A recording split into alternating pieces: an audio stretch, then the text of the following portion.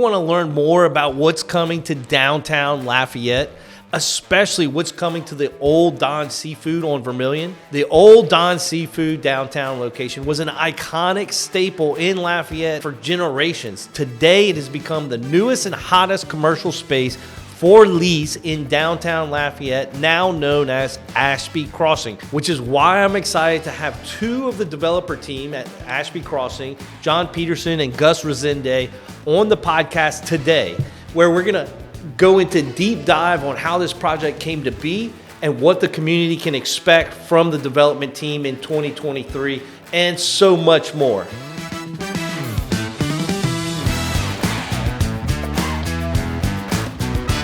Gus, John, thank you guys so much for being here. We're super excited about everything that's going on downtown.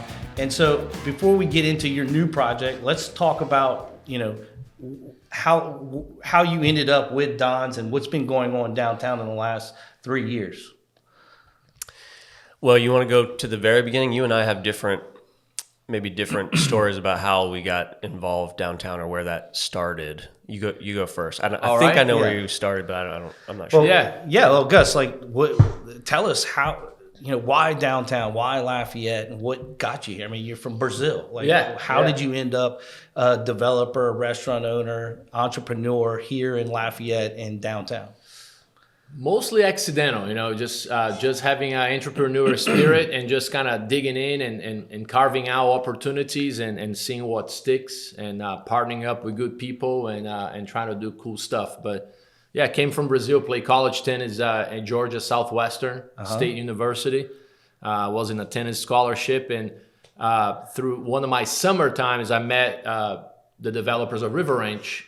As I was traveling in my summer times teaching tennis, and they invited me down to Lafayette back in the early 2000s. Okay. And from there, I came back every summer through college, ended up getting a job at City Club, and that's kind of how I started my life in Lafayette. So you just randomly met Robert Daigle and them, like you were traveling? Correct, yeah. I met some of the tennis pros that they hired to come be tennis pros at City Club. At that time, they only had a couple tennis courts, no Camellia Boulevard, nothing. So way back. That's back in 2000, 2001. 2001, okay. And I was in Colorado back then. So. Yeah, and then 2004, graduated from college with a business degree and moved down here full-time, working for the development in the marketing side. I still working on tennis, mostly event planning, which is something we still do a lot in our company. And then downtown. So that was really the origins of social entertainment, in a way it was I always had a knack for doing events. It was always something I did on the side, and I enjoyed putting on shows and putting on different sporting events at City Club, and that's kind of how it started. But and it must have been around that time when you started leasing Jefferson Street Pub.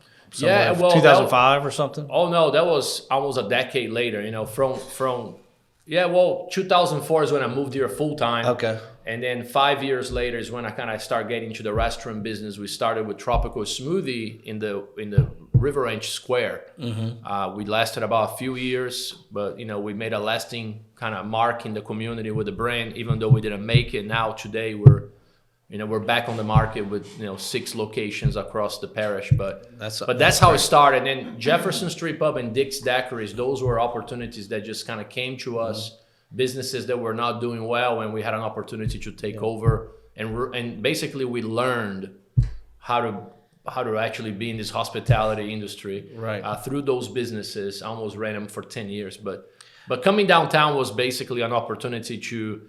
I'm from a big urban part of Brazil. I'm from São Paulo, huge metropolitan city. So there was always something calling me downtown, even though I loved the work living in the south side of town. There was always something that always brought me back to downtown. So when the Jefferson Street Pub opportunity came, I didn't know what the hell I was doing running a bar. Especially a college bar that was quite of a, had to adapt to that. And so it was like drinking through a fire hose. There's so much to know that you don't know. Correct. Especially in the bar business and being downtown. I mean, you got to deal with the police. You got to have, there's just it's a regular business, but then everybody's drunk.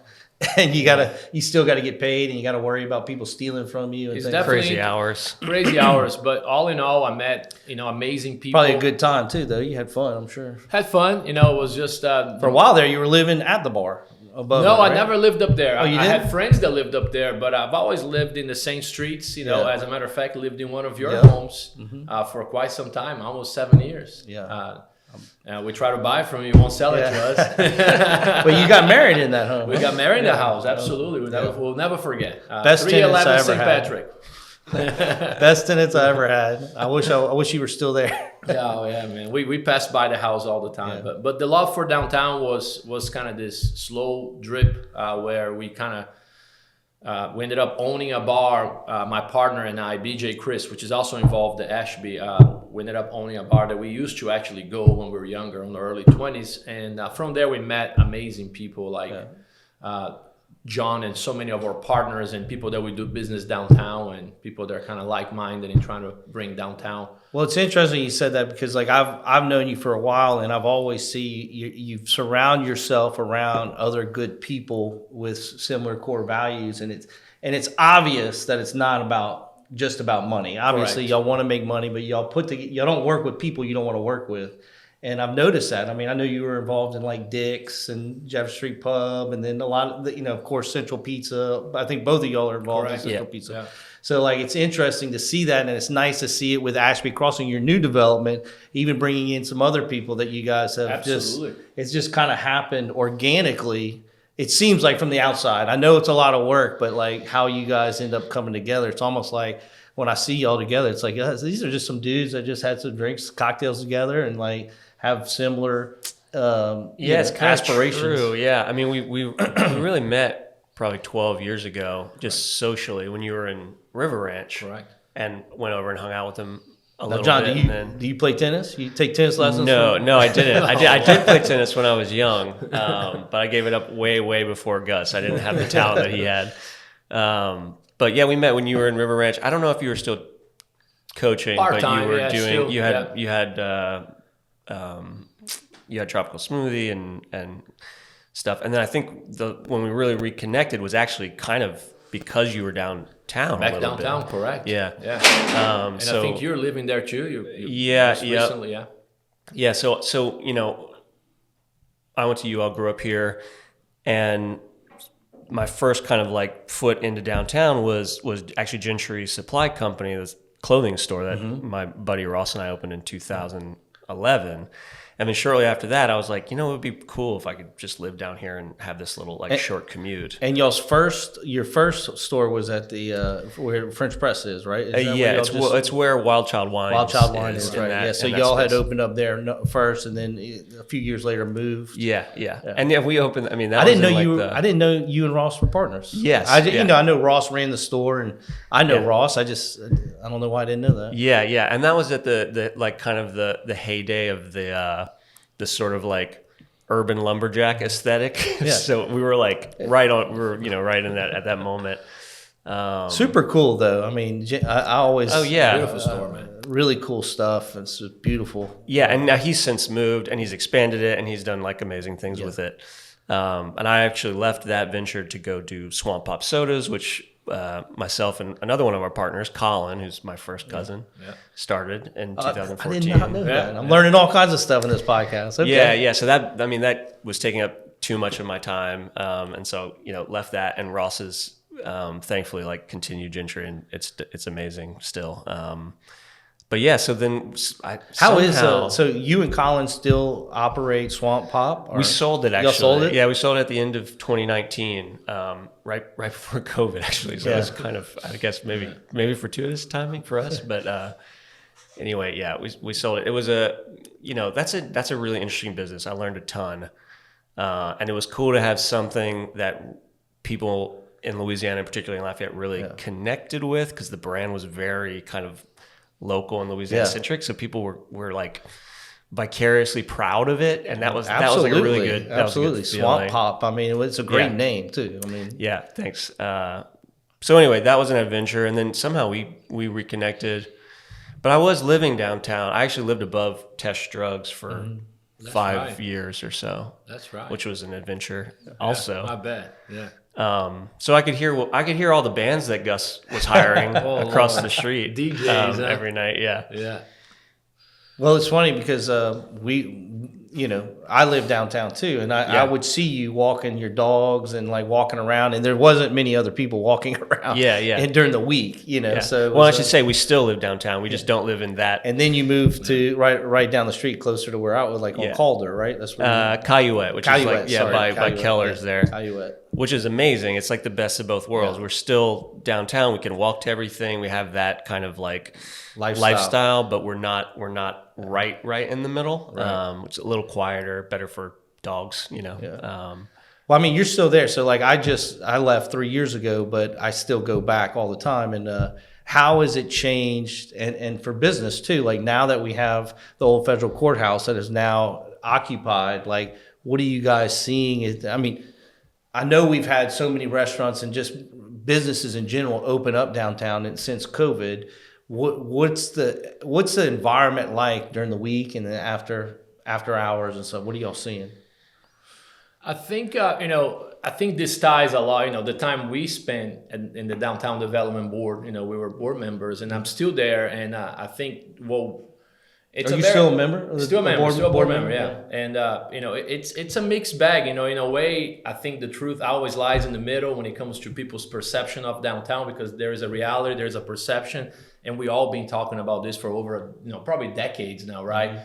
What's really truth? What's really happening? The reality, to me, the facts are there. You can't deny them. We have one of the best destinations for culinary restaurants in probably in the state of Louisiana right now. Within a 2 to 3 miles radius, we have amazing restaurants that have not just pop up because of COVID, but that was already a process that was happening years before COVID. Sure. We have way more retail and actually daytime businesses establishing themselves in downtown. From architecture to engineering, we're seeing a huge influx of those small boutique style engineers and architects coming in downtown. So and with that, they're improving the real estate. Absolutely, because they're making it more modern, more, like lots of glass, which is really cool. And then where the DDA had the programs for a while, the facade program. So it's really been amazing to see. And if you haven't been downtown lately, to just drive down Jefferson, it looks really cool. Absolutely. One of my favorite additions is the new soda pop. Like Absolutely, Sundays. I mean that is a really cool little beautiful space. He basically rehabbed that place from and brought a lot of that history back in. Mm-hmm. He happens to be one of our partners too, Central Pizza, and a few other developments downtown. But downtown is definitely on the upswing. It has been on the upswing, but the upswing is not something that you see every day and you get pumped up every day. You're still going to have challenges. Sure. You're still going to have some black eyes. You still have that nightlife dynamic that we have to work on it to make sure that it's more vibrant and healthier for everybody that wants to be downtown. Yeah. But if you haven't been downtown often to enjoy that 7 a.m.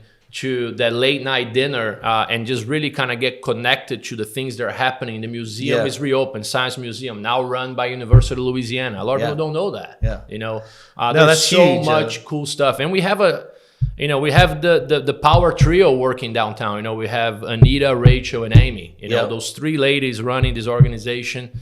And with an active board on the DLU and DDA side, I just see us kind of taking to the next level and really seeing not just development, but culturally and as far as our community, really understanding how important downtown is. But it takes some steps forward and then you take some steps back, and then sometimes when you take those back, some people go like, downtown is never going to change. That's not how it works. Progress doesn't go just forward, right? It's a little bit back and forth. So that's how I feel about downtown. So and living downtown, John, like I mean, what are you seeing? Because you're there when most people aren't. Yeah, I mean it's incredible. So we've been where we are now for 6 years, and then I was since about 2011 on the other side of downtown. So it's been I'm just realizing it now, over a decade living down there.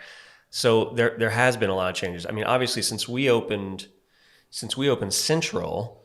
And I use that as a marker because I'm familiar with it. We've seen a ton of new restaurants, new retail.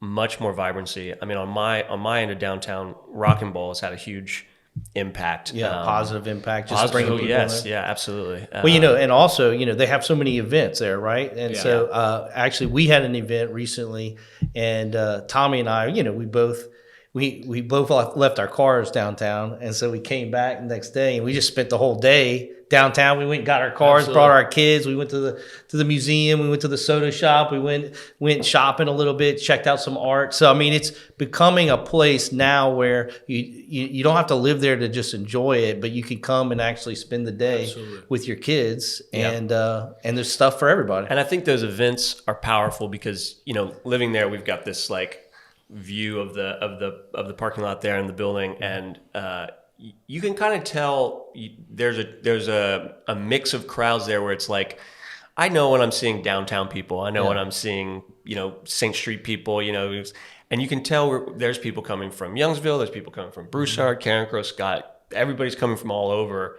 for those Zydeco shows and the different music shows and then private events that they're doing there. So it's nice to see that more people are coming downtown and being exposed through events. Yeah, it's kind of fun.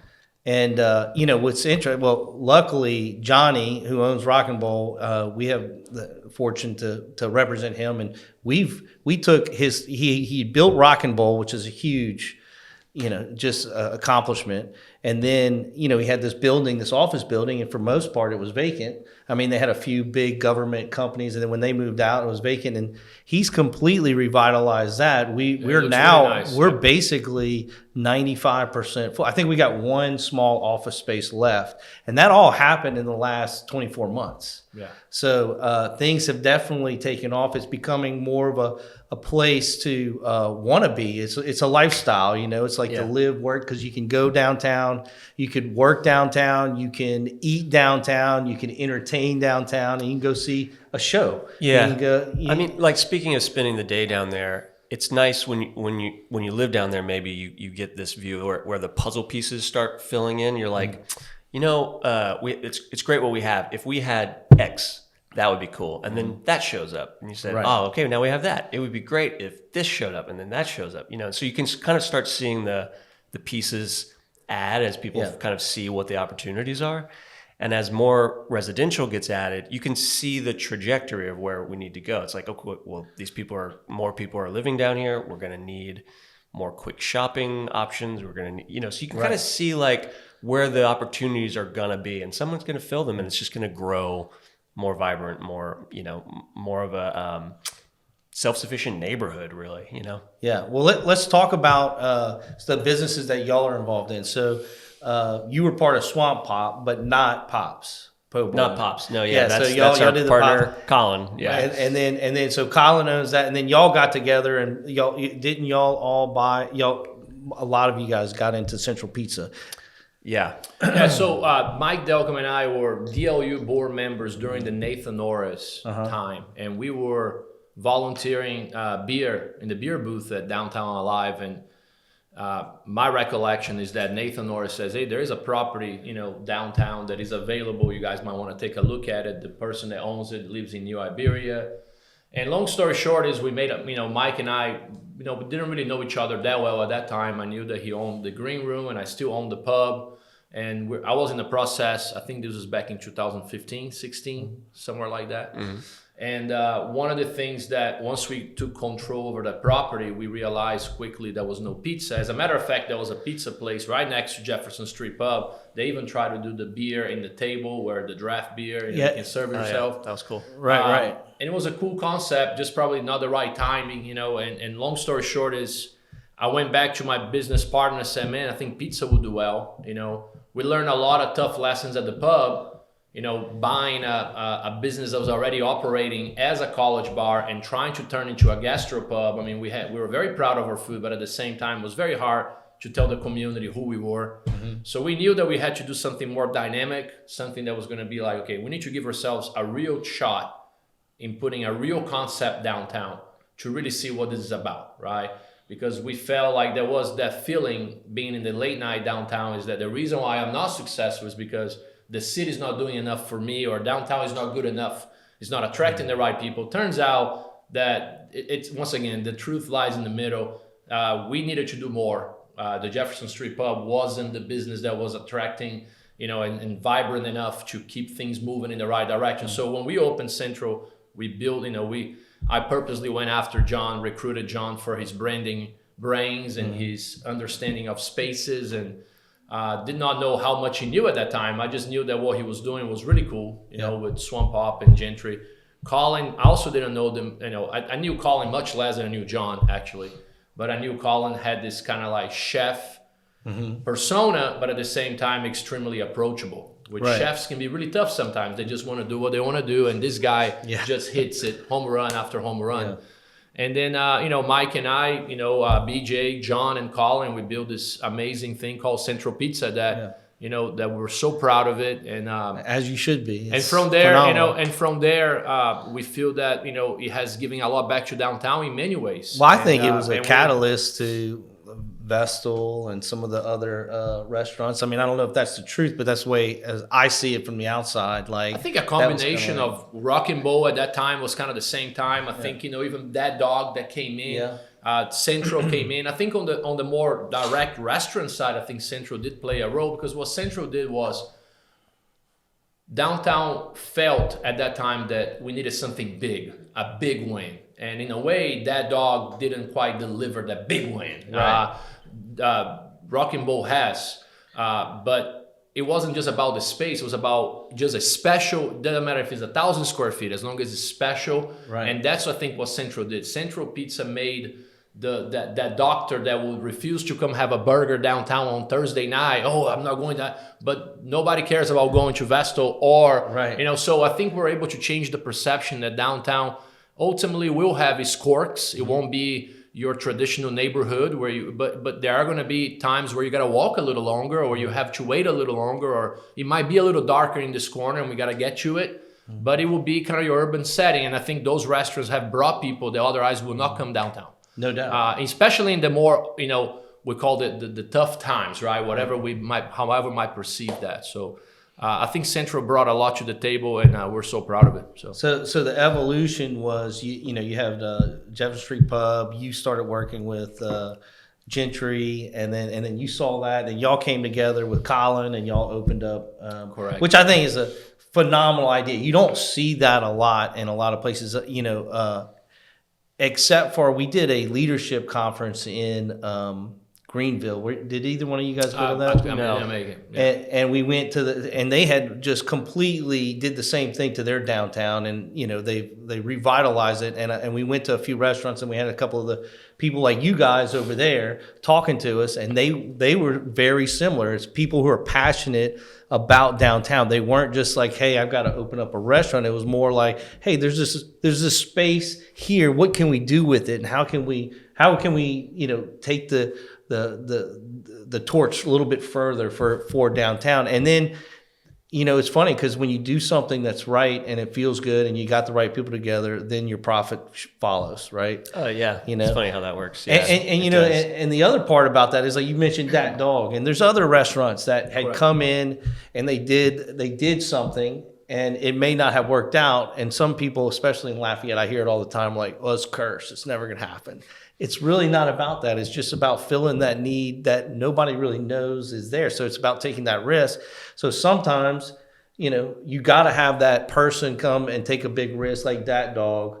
And then it may not be That Dog that carries that baton, all the way to the finish line, but they got us to a place where we can fill that space now, and it's back in commerce, and we can do something cool with it. And I think that ties into Tula. I mean, look, we had a business that we had all the amazing intentions and dreams to really bring in a concept that we thought at that time we were ready to put it together, and also the community was ready to receive it. And obviously COVID hits in the middle of 8 months into business, but so many lessons learned, going back to what you're saying about business that have made an impact but no longer are around. What that does allows that location to what's next for that location. Thrive, right. Turns out that we kind of kept it in house, and we're going to bring something even hopefully more active and learn some of the lessons from that space and how to reactivate the space even better than we did. So Downtown is not going to be your traditional, commercial corner where, running your business. I remember this vividly, owning Dick's Daiquiris and Dino's and Pizza Village and Walk-Ons, and people are like, you're about to go out of business. Walk-On's about you. I'm not worried about it. As long as their employees leave and come drink beer in my bar, right. I'm happy. And it was true. There was very little that we needed to worry about our neighbors in that type of setting. Downtown is totally different. We need to work together way more than any other sort of geographical neighborhood. We need to be tight. We need to work. We need to promote together. Right. We need to sometimes even share employees because they need multiple jobs. It's an ecosystem that we need to protect a lot. And it starts with the owners, with the property owners and the business owners, and then it trickles down all the way to the employees. I mean, it's a really tight community with a lot of different people. Yeah, I love that philosophy that you got an ecosystem and we're all working together for the betterment of the outcome for everybody. And I want to say you named right, Tommy? Central, and part of the idea behind the name was that we were trying to create a place, partially because it was pizza, which is like the great unifying food. That was going to be the center of the downtown neighborhood. Right. I mean, that was the vision we had, and that's literally where the name came from. And it's funny that it ended up at least partially being a little bit of a tipping point for more restaurants. I mean, we had things like Tsunami and others that were there and that were drawing. They definitely got the ball rolling, right? Yeah. I mean, Tsunami, Michele. Yeah. I mean, that was. Talk about risk, right? Yeah. Nothing was going on there besides a handful of bars. Yeah. Then you look at Pamplona. My goodness, look how far those guys have come. So, and now we have this amazing lineup of restaurants. Once again, like I said earlier today, is that it's destinational now. Yep. We no longer need to worry about Broussard, Youngsville's downtown. We hope their downtowns flourish. Yeah. We just have to be the mecca of all downtowns when it comes to that family that spends 3 weekends in Broussard, they live there, but then once a month they come to downtown and spend a full day, right? We need to become that destination for everybody within our parish, but everybody should still continue to thrive in their little downtowns. And I think that's being a little bit of misperception. We don't need to do one or the other. And we had to get to a point where a group of people, of friends or a family could say, where do you want to go to dinner? I don't know. Let's just go downtown. Yes. And we'll figure it out. Well, I think that's important because in the past, if it was Tsunami, you'd go to Tsunami or Pamplona. Those were our options really for a while. And if one of them was packed and the other one was packed, you're like, okay, we got to go somewhere else. Which was the case often. Right, exactly. So now the other day I was like, hey, let's go to Pamplona. We started there. They were packed because they had their Christmas thing there. And I didn't know. And I was like, there's no way. Have you set a reservation 2 months ago? I was like, no. They're like, you're not sitting. So I was like, so we just kept going down with the Vestal, had some oysters at the bar. And then we went to the next place. And one of my favorite things to do is like just go from bar to bar and not even sit down, just go to the bar and order like an appetizer and their top drink or whatever and just keep moving. That's a great thing to do downtown. It's really cool. And if other people don't do that, that's a great date. It's a little downtown hack. Definitely. Just go one dish here, one dish there, one dish there, and it's an amazing night. Yeah, and now you've got the other bars on Lee. Hideaway, which is really cool, and you can catch some music there. Great burger. I mean, Scratch. I mean, come on, dude. Amazing. Like Scratch is amazing. Spoonbill. So, are y'all involved with Spoonbill too? Or no. Some of our good friends, but but no. Yeah, I mean, and that really energized that corner. So since 2015, from Rock and Bowl, on that corner was dead. Like the bank was vacant for years, and they had an asbestos problem and stuff like that. The filling station, gone away. A lot of them, they put it back into commerce. It came back and revitalized that corner, and then not long after that, you had Carpe Diem, which was maybe at the same time, which was really a great little coffee place with gelatos. And if you haven't been there, the Biscoff is amazing. But and then to see it all the way down to the end, which is now. Where you have the Rock and Bowl, Dat Dog, which we have something in the works right now that's going to be revitalizing that corner again. Great. Very awesome. And then Rev across the street, and then now you have Scratch. And anyway, it's so exciting to see that, and to I think what makes your group unique is some people may say in other areas well, you guys were competitors in some way. But then you guys to recognize the fact that in order for us to all really thrive, we need to share resources and be able to create that ecosystem so that we can feel comfortable working together, because there's enough demand. I mean, when it's busy, you know? Yeah. And I've noticed that, like, it's hard to get a table at some of these restaurants nowadays. Yeah, it can be. I mean, yeah, and when everybody's busy, you know there's something good happening. Correct. No doubt. Well, so that was kind of the background of where y'all are now. Now we have this amazing opportunity that you guys are working on today, and it's called Ashby Crossing. So, like, that's becoming a tell us about it. You walk us through what y'all are doing there. I'll tell you kind of like more the boring, how this all came about, but then the vision, obviously I'll let John develop. My first office for the event company, the restaurant company we have, was on Lee Avenue across the street from Mr. Rocky and Brenda's place. And we were there for a few years. So the typical, couple gumbo for lunch, quick lunch, or maybe the old fashioned at 5 o'clock. And I got to know Mr. Rocky. I wouldn't say in a personal level, but in a level where after a while I was confident enough to say, Mr. Rocky, if you ever sell this property, consider reaching out to me. And I knew that was obviously a long shot because that property has been sought out by so many people, and it has been in many ways during the Jeff Dyer and the Nathan Norris time in downtown. They put that location as one of the most important pivotal locations for downtown's redevelopment, right? Just the way it's set up, close to the park, close to the garage, close to Johnson Street, so on and so forth. So by developing that relationship early to 2020, this is COVID is just happening. This is March. I got a phone call from a good friend of mine, Todd Trahan, and he's like, look, Gus, Mr. Rocky is giving you a week, and this is literally in the mess of COVID-19. And it was the way I look at it, and that's contingent on us delivering this project, is it's been a labor of love in so many ways. Right. Once again, I decided to build a team of people that I want to work with. I brought in BJ, my partner, that we've been doing business together for a long time.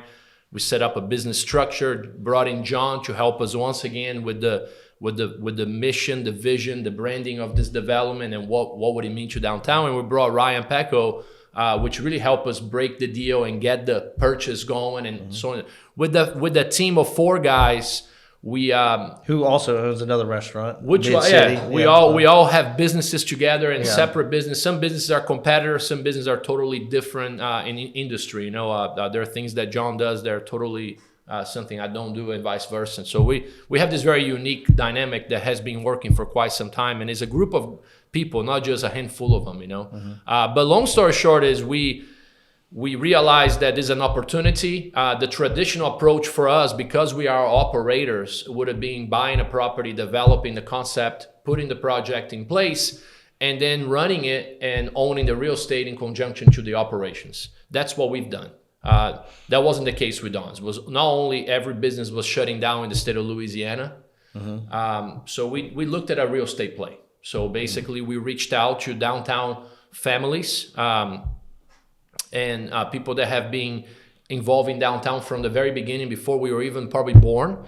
And families bought into the idea of securing the real estate. Literally, our goal was, how do we put our hands on this real estate, knowing that Mr. Rocky is looking to retire, and Mr. Rocky and Brenda were amazing to work with. They gave us the opportunity to do all the due diligence we needed to do in the property, and we purchased the property, John, almost a year later, maybe 8-10 months later. Maybe that fall, yeah. And that's fall what year? 2020. 2020. So here we are buying this legendary property in the worst time that you should be, I wouldn't say buying property, but definitely the worst time you should be buying a restaurant. Yes. Right? Or a operating. So for us, with no drive-through. Correct. It was totally intentional that we brought in our investors. So we do have a vast group of investors that came in, along with us being investors too, and the managing team.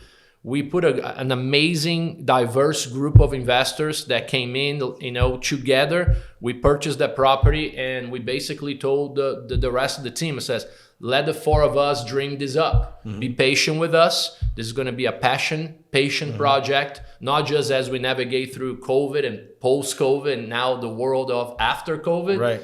And now is when we're really catching things on gear. That's why we bring you guys in. You know, obviously you've been doing this for so long and you love downtown. So that's where we are now. I think as far as the project, John will be more capable of breaking it down.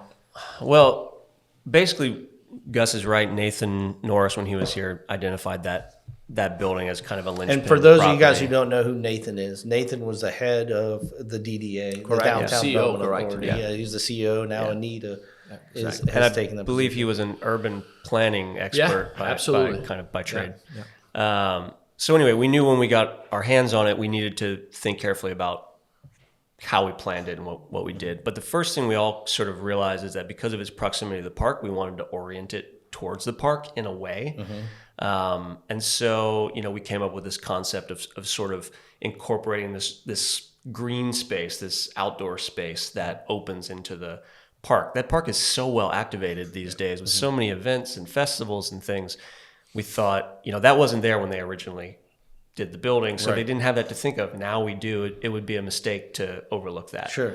And we thought because it's such a vibrant corner, we could probably put multiple things in here. This is a big building. We can break this up and create multiple draws.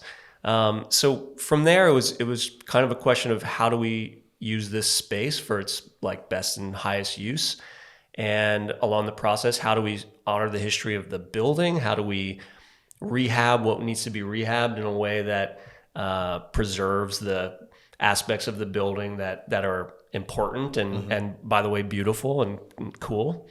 And then how do we, you know, work with the spaces that really in the future of a downtown shouldn't be blank, shouldn't be surface parking, shouldn't be, you know, whatever. So we've dreamed up this concept for a condominium building on a part of the parcel.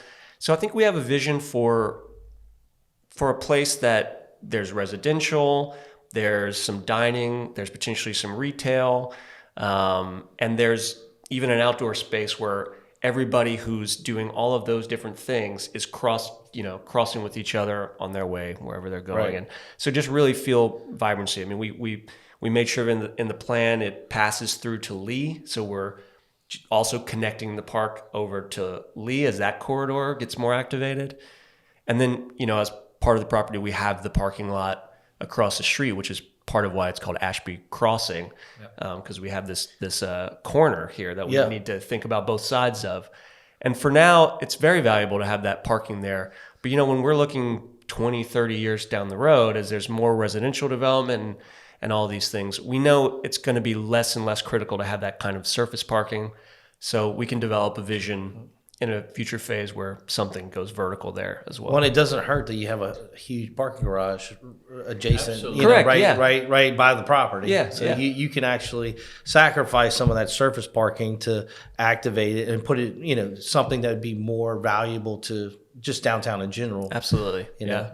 So super cool, because like the fact that you guys are all coming together and utilizing each other's strengths to do something with this property, I think is just unique in, you know, a lot of people who are, I've talked to, and I've told you this, John, some people think that these are all like, whoever bought it was a corporate company out of Lafayette, but it's all local guys. Absolutely. That, you know, they're not here just for, you know, hey, let me do this deal and get out, you know? So I think there's value in that, because y'all also have, you live downtown, you have restaurants downtown, you have other businesses downtown.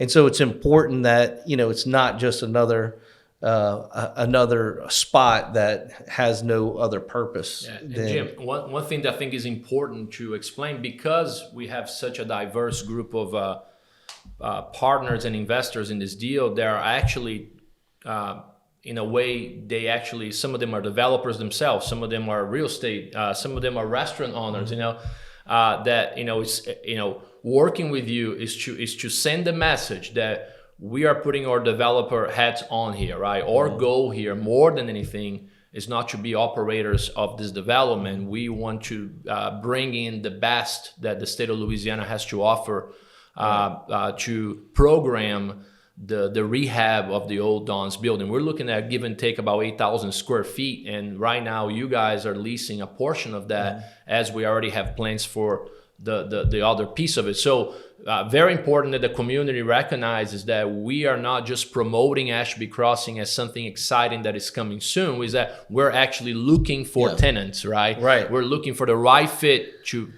fit in that vision that we built. Everybody knows it as the old Dons. Correct. Y'all are calling it Ashby Crossing as like the development name, but of course we're going to have other businesses that are going to be inside of Ashby Crossing. Now, you mentioned because you have the parking lot across the street, you have the parking lot adjacent to this that y'all planned a beautiful, very modern looking condo project, which could, the phase 2 could be across, but you're calling it Ashby Crossing because it's a crossing, and you see that as one development. But let's talk about Ashby, because not many people know why Ashby. Well, Ashby is obviously to honor Rocky, whose real name is Ashby. I guess it's not that obvious because he's Rocky. Most people don't know that Rocky's name is Ashby. Yeah, and you can correct me if I've got any of these details wrong, but Rocky was probably partly called Rocky because his dad was Ashby too.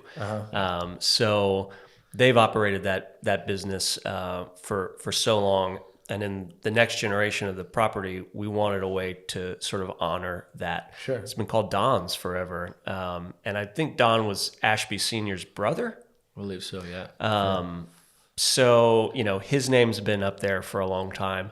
And Ashby Sr. and Ashby Jr. had such an important role in the rest of that building's history, we thought kind of deserved an homage as well. And it's a great word, Ashby is cool. Yeah. It is really cool. I mean, the history is cool too. And they're such a cool couple. You know, they're awesome. They've been so gracious to us, and knowing our passion and knowing that they had so many options to sell this property to so many different people, and it was a very exciting time for us. And I think one of the things we say in the video, now finally, after a couple of years, you start feeling that little pressure, because not only you want to do something cool, but also we know I wouldn't say the urgency, but there is a very important piece of real estate sitting right there. Then we look very eager to kind of get it back in commerce. Well, and just to, because I know some people have heard this, and I've heard it, and, there's all kinds of rumors always going around, but the reason why you guys were holding off was y'all had a potential tenant, and you don't have to disclose who it was, but y'all had somebody that you had in mind for that space a year ago. I think technically that's not the only reason. I think something that is very important to remember is kind of where we've been. Buying that property literally and beginning the negotiations in 2020. So really, the number one goal for us and our investors was, how do we actually control the space? How do we take control? How do we minimize our expenses on the front end? And how do we secure having the ability to develop this project on our own time, rather than the traditional way that if we were going to be the operators, we had to really rush through the process to get it open. So in a way, first we had some renderings where we actually broke up the spacing multiple in pieces. It wasn't just one or two. So I think it's unfair to say in a way that we had a tenant. Yes, we did have some really strong opportunities that didn't quite work out. But at the end of the day, we actually, as a team, we went through a different design versions to get to this more pragmatic approach. And that's why we bring you in, right? We bring you in because we recognize that we're living in a very interesting time where maybe taking on the entire bite might not be the smartest thing. Once again, we learn about incremental projects downtown, and we felt that maybe we were jumping the gun a little bit in focusing too much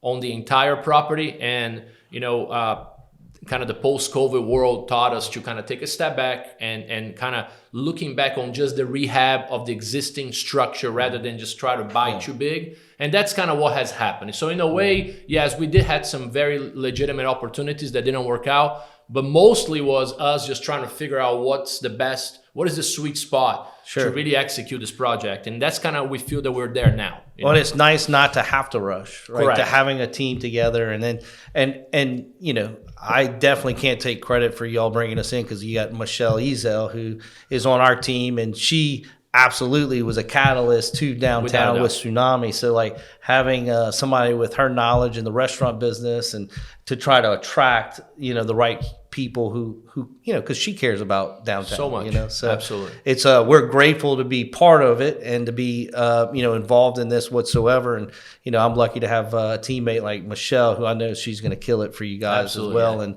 I think what before we end, there's one thing I know everybody wants to know. Okay, so you've done Italian, you've done Mexican, you're doing pizza joints, you have a daiquiri place, a gastro pub. Like, why not Brazilian?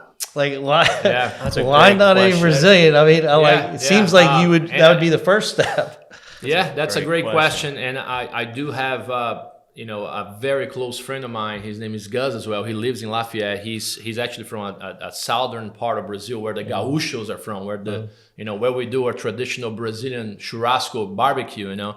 And we've been teasing and playing with the idea of that for years. But I think one thing that there is a reason why I partner up with guys like John, right? I'm not a creative guy, and also there is a level of authenticity. I left Brazil a long time ago. I left Brazil when I was 17 years old. So I want to be very careful. If I ever do something Brazilian, I want it to be from the heart, because I don't want to just open something that is Brazilian because I'm Brazilian, and I know it's not going to work. I want it to be so. My wife and I, we talk this about all the time. I do have a fantastic friend that is also named Gustavo in Brazil, that is a Michelin star chef. That we talk about him coming down one day. So we've been playing with ideas, but at the end of the day, it has to feel right. And we have to be in a position to execute. And right now, 2 kids at home, bigger projects. So the Brazilian dream will come one day. So a Brazilian restaurant will be here eventually. I hope so. I hope so. Something.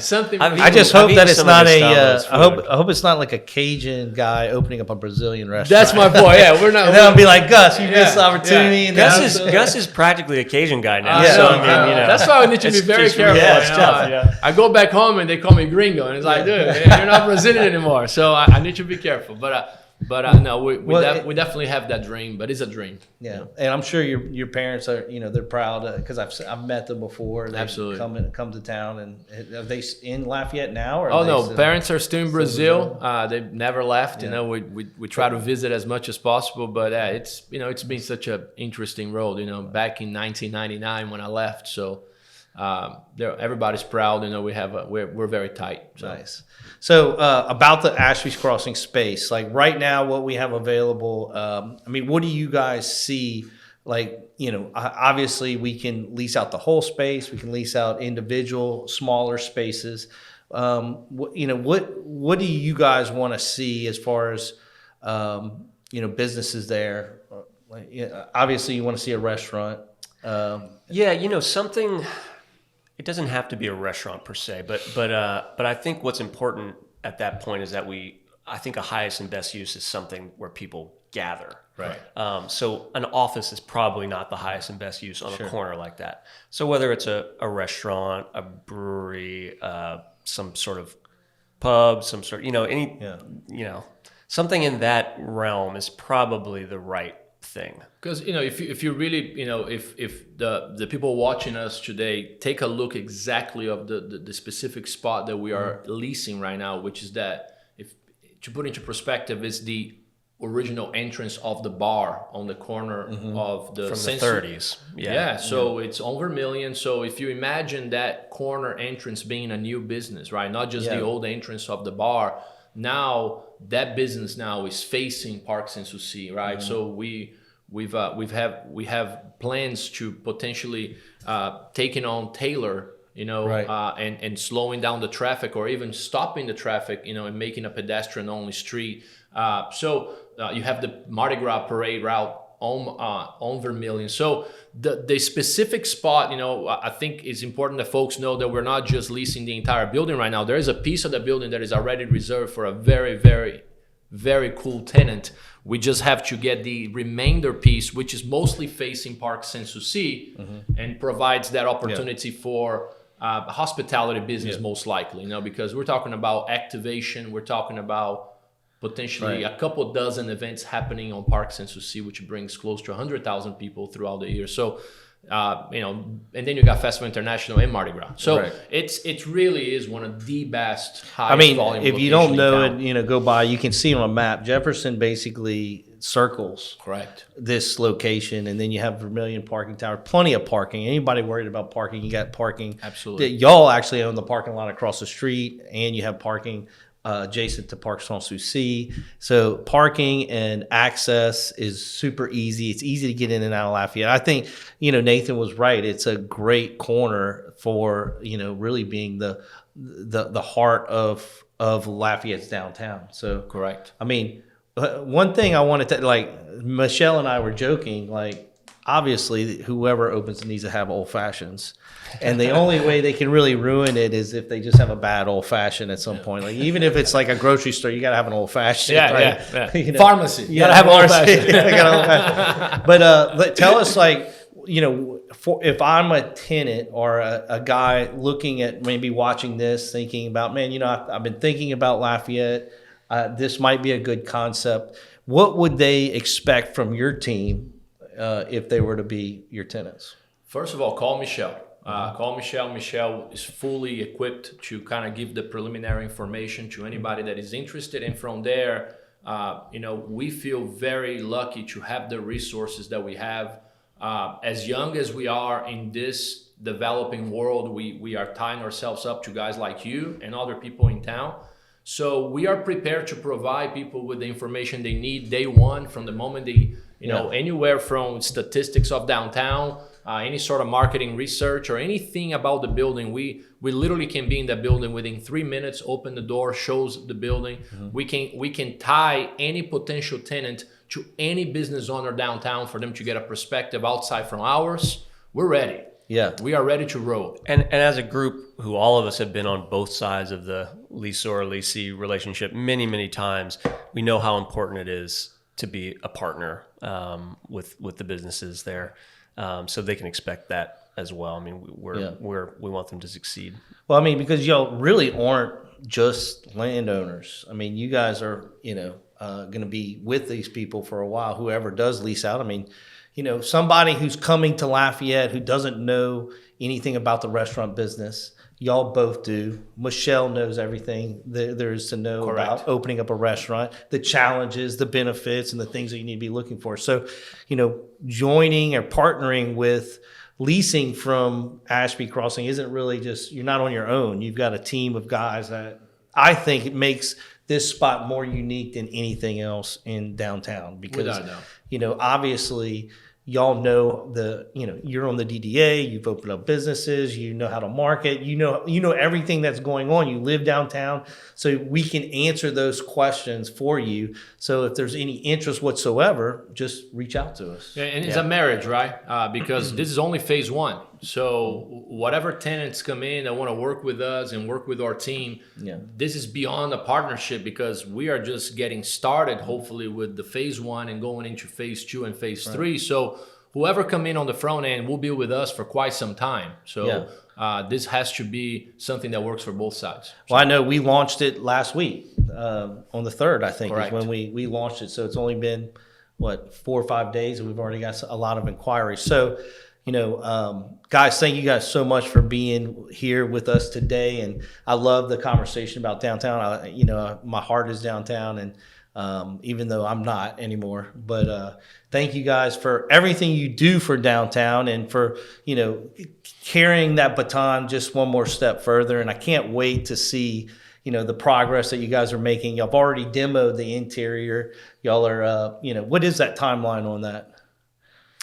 Well, we've probably done enough now to expose all the really great features in the building, and from here we'll probably wait until we have somebody, and then we'll do the rest of the restoration to their specs. Basically, it's a blank canvas. It's a blank canvas. It's a blank canvas. Our architects truly understand the space from inside and out. I mean, a lot of this 2 years that we've been working on is truly understanding this building and its layers and its roof lines and its walls, and understanding how we can divide it up in a vibrant way. So.